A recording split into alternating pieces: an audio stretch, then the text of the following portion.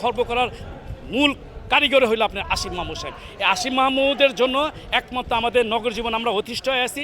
নিয়ে ইশরাক হোসেনকে মেয়র ঘোষণা দেওয়ার বিষয়টাকে নিয়ে দীর্ঘদিন যাবৎ আন্দোলন চলছে। আপনারা ইতিপূর্বে যমুনা ঘেরাও দিয়েছিলেন, সেখান থেকে কিন্তু হাইকোর্টের রায় পেয়ে আবার আপনারা ফিরে এলেন। এখন অবস্থাটা কোন পর্যায়ে আছে? আমরা দেখছি যে আজকেও আপনারা ঈদের পরে আবার সেই আন্দোলনে নেমেছেন। দেখেন, একটা কথায় বলে যে আমের চেয়ে আঠি বড়। আমি মনে করি আমাদের যে প্রধান উপদেষ্টা রয়েছেন তার চেয়ে বেশি প্রভাব বিস্তার করতেছেন আসিফ মাহমুদ সাহেব। কারণ আসিফ মাহমুদ সাহেবের এই অধীনস্থ প্রতিষ্ঠান হলো নগর ভবন। এই নগর ভবনের এখন কোনো রক্ষক নেই, বক্ষক আছে। এবং বক্ষকের যে প্রমাণ, সেটা আসিফ মাহমুদ সাহেবের যে এপিএস 316 কোটি টাকা উনি এখান থেকে দুর্নীতি করেছেন এবং এটা দুর্নীতি কমিশনে এটা রেকর্ড আছে এবং তার প্রতি নিষেধাজ্ঞা রয়েছে। এবং এই আসিফ মাহমুদের যে অবৈধ হস্তক্ষেপের ফলে আজকে দেখেন ক্রিকেট বোর্ডের চেয়ারম্যান সাহেব পর্যন্ত অপসারিত হয়ে গেছে। আজকে আসিফ মাহমুদ সাহেবের যে লেবাসটা দেখেন যে কোথায় ছিল কোথায় আছে। আমার জানা মতে আমার ওয়াইফ তখন বাডাম হাসপাতালে ভর্তি ছিলেন এবং আমরা দেখেছি তাদের লেবাসটা কিরম, তাদের আউটলুকিংটা কিরম। আজকে তারা কোটি কোটি টাকা দামে গাড়ি দিয়ে চলেন, তাদের লেবাসই পরিবর্তন হয়ে গেছে। আজকে খেয়াল করেন আপনারা, এই সাম্প্রতিক সময় কয়েকদিন আগে ঈদ হলো, ঈদের মধ্যে উনি স্টেডিয়ামের মধ্যে ফুটবল খেলেন, আনন্দ করেন, আর নগরবাসী এখানে অতিষ্ঠ হয়েছে। নগরের সেবা থেকে নগরবাসীরা বঞ্চিত হয়েছে, তাদের এখন শান্তি এবং স্বস্তির অভাব রয়েছে।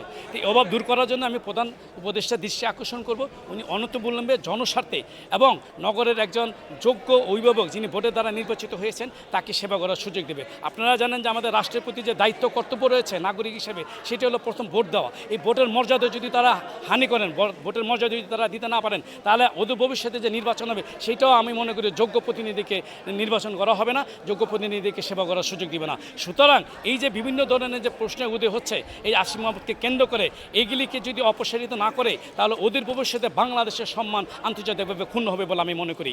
আমরা মনে করি যে যেটা আজকে আমাদের যে নগরের যে সেবা, আজকে নেগের সেবা সম্পূর্ণ অচল হয়ে আছে। নগর ভবন আজকে দেখেন আপনার বিভিন্ন গেটের মধ্যে তার ফলকে তাদের তালা ঝুলে আছে। এটা হবে কেন? আজকে এই নগর ভবনের ইতিহাসে এই ধরনের পরিবেশ সৃষ্টি হয়নি। এই সরকার একটা ঐতিহাসিক পরিবেশ সৃষ্টি করেছে। কাজেই আমরা চাই যে সরকার এবং সরকারের প্রধান ওনার যে আশুদৃষ্টি কামনা করি। উনি যথেষ্ট বিশ্ববরণীয় ব্যক্তিত্ব, উনি আন্তর্জাতিক খ্যাতিসম্পন্ন ব্যক্তিত্ব, উনি নোবেল বিজয়ী ব্যক্তিত্ব, উনি বাংলাদেশের গর্ব। এই গর্বটাকে আমরা খর্ব করতে চাই না।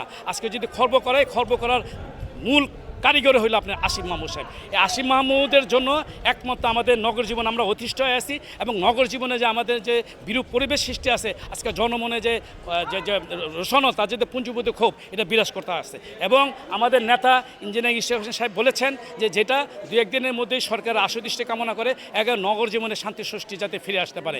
আজকে যদি এগুলি না হয় তাহলে আমাদের এই আন্দোলন আমরণ চলবে